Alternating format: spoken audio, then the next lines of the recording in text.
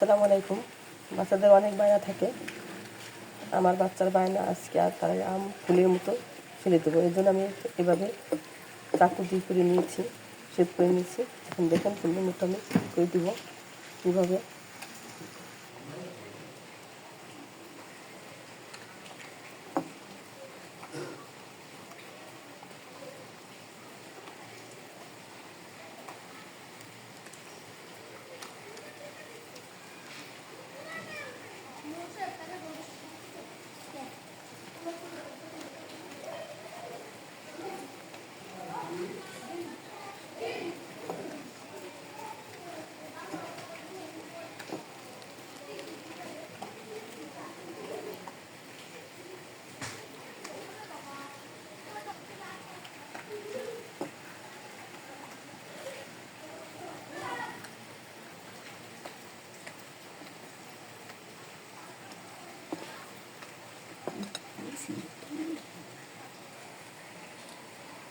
দেখেন, আপনাদের বাচ্চারা যারা আম খেতে চায় না তাদের এইভাবে করে খাওয়াইতে পারেন।